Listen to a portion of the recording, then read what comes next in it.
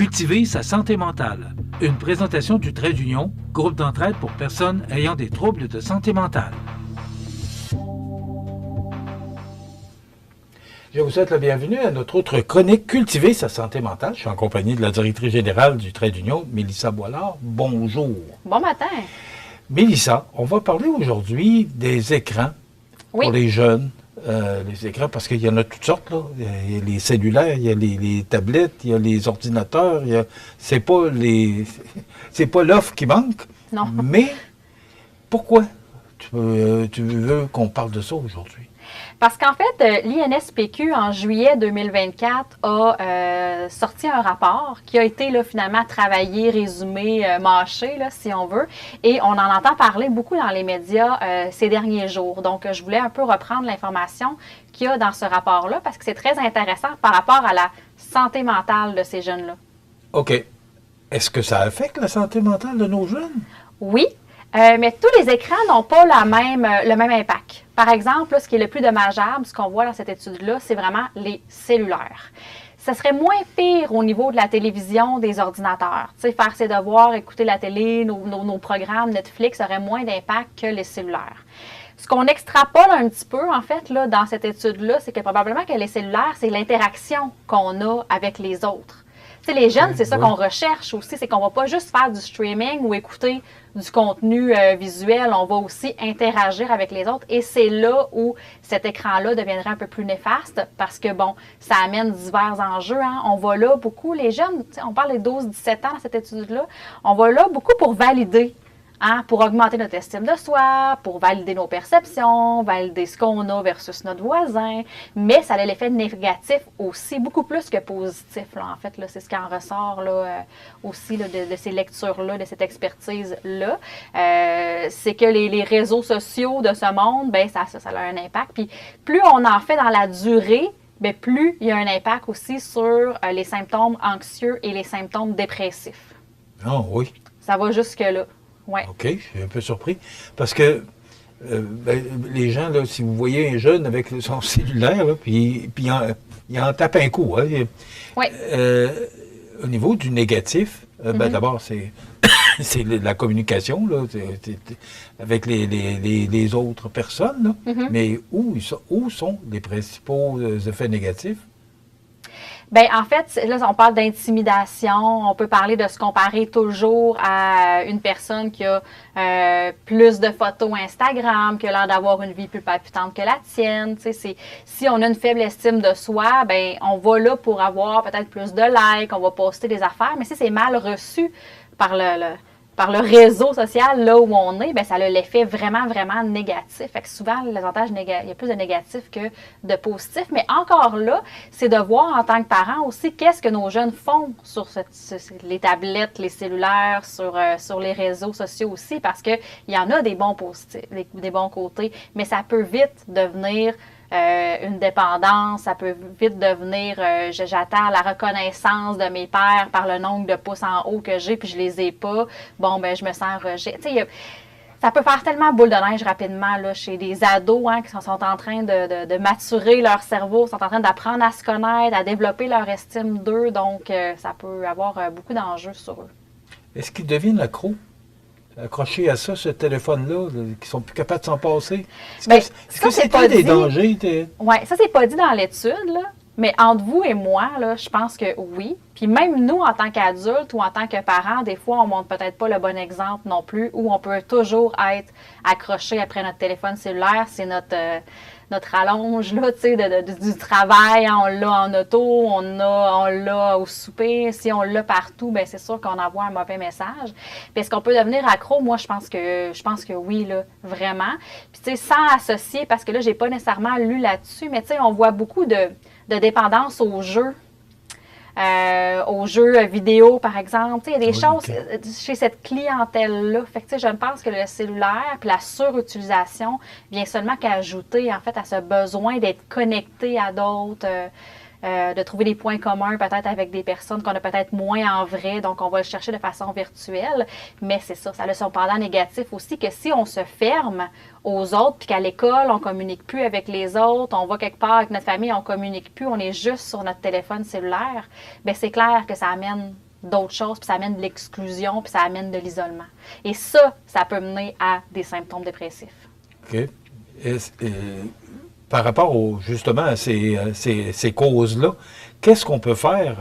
Parce que c'est difficile d'enlever le téléphone aujourd'hui aux enfants. Mais je ne risquerais pas. Mais c'est quoi les solutions? Est-ce qu'il y a des solutions?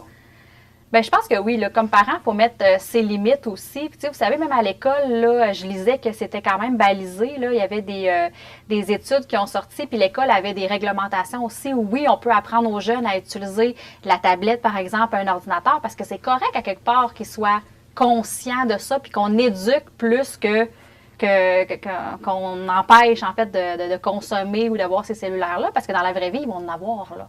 Fait qu'il vaut mieux les éduquer mais c'est 2 heures maximum par jour à l'école, tu sais, c'est ce que je lisais.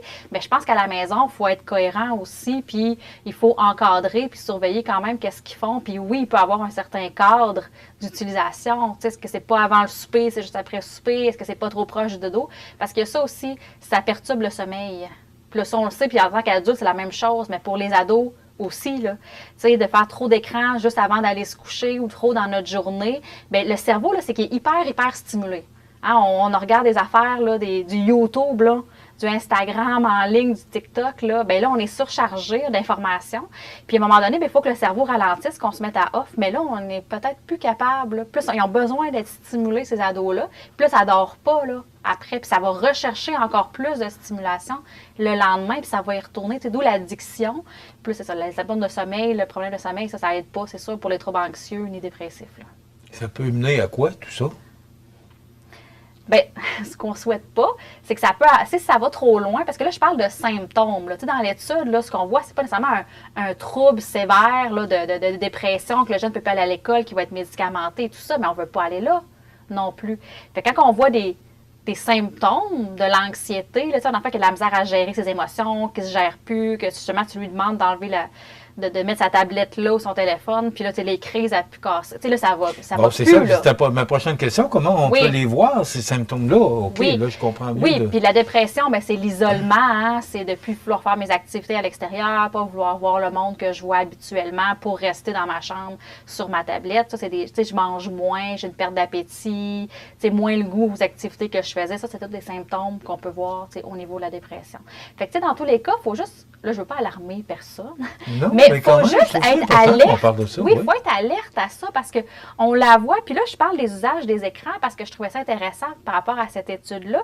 Mais tu sais, ce qu'on voit, c'est que nos jeunes, là, nos ados, là, ils vont pas super bien. Là. Quand on regarde d'autres recherches, d'autres études où on va aller voir, pas s'ils ont un trouble de santé mentale, mais s'ils ont des symptômes ou comment tu sais, leur bien-être là, psychologique, ils l'évaluent à combien.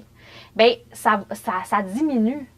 C'est pas comme c'était il y a 10 ans. La pandémie a joué certes un rôle, là, parce que les jeunes y ont goûté quand même en allant peu à l'école, restant à la maison, étant coupés de leurs amis et tout ça. Puis c'est difficile de reprendre ça, puis on voit encore une dégradation. Tu sais, on voit de plus en plus d'hospitalisation, d'automutilation, par exemple, c'est les jeunes filles.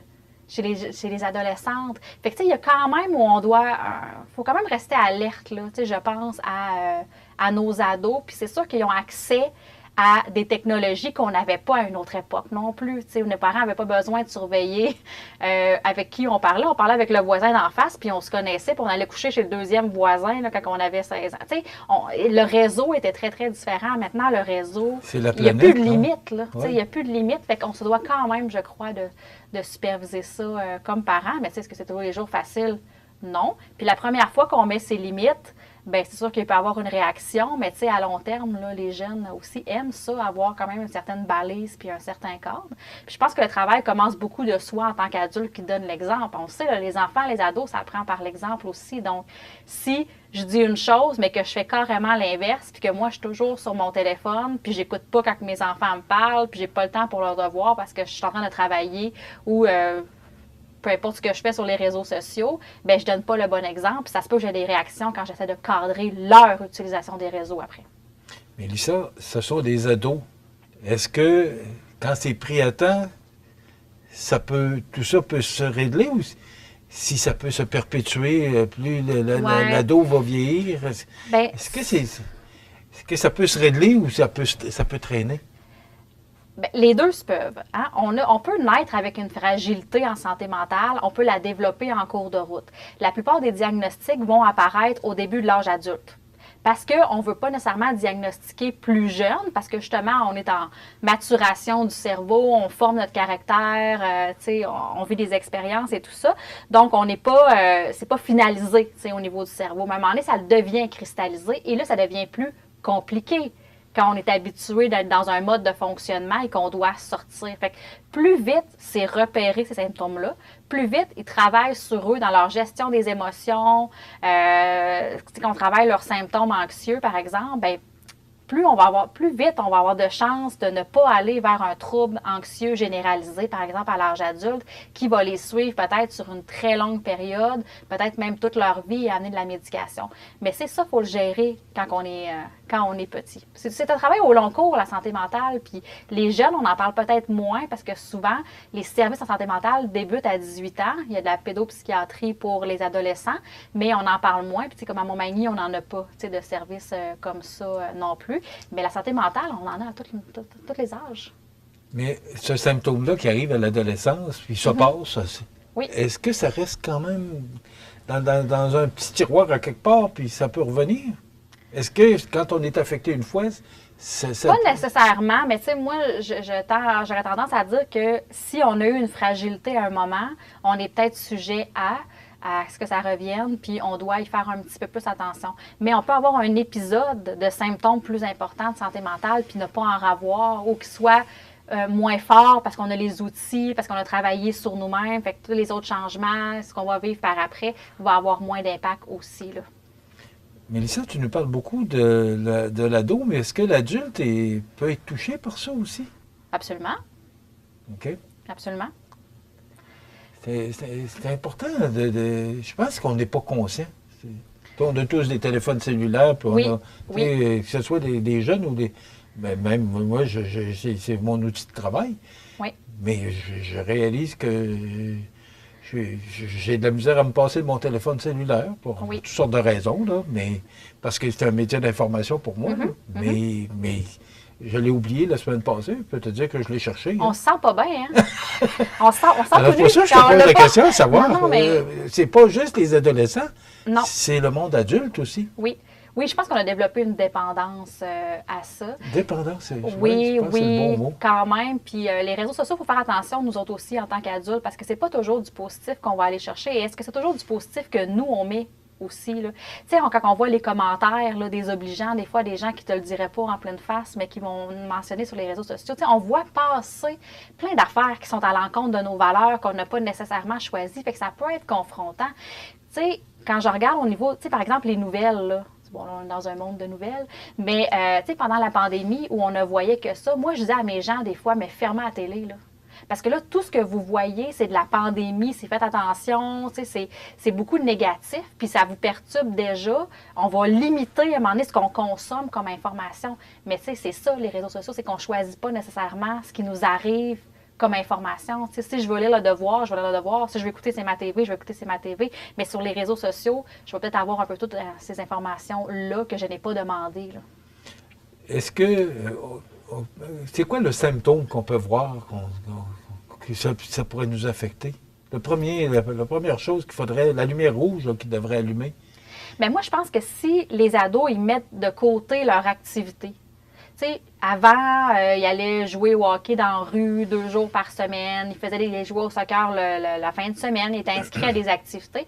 Puis là, qu'ils ne sortent plus pour avoir plus de temps tout seul ou avec son écran dans sa chambre, dans la maison, bien là, moi, je m'interrogerais parce que là, ça remplace une activité qui est bonne pour lui. Tu sais, le fait de socialiser, le fait de faire de l'exercice, c'est tous des beaux facteurs de protection, ça, qui sont autour de nous puis qu'on doit utiliser pour maintenir une bonne santé mentale. Donc là, on les enlève. Puis non seulement on les enlève parce qu'il ne fait plus d'activité, parce qu'il socialise moins, mais en plus, on ajoute quelque chose qui va créer une dépendance puis qui peut avoir des symptômes négatifs. Donc, on est doublement perdant.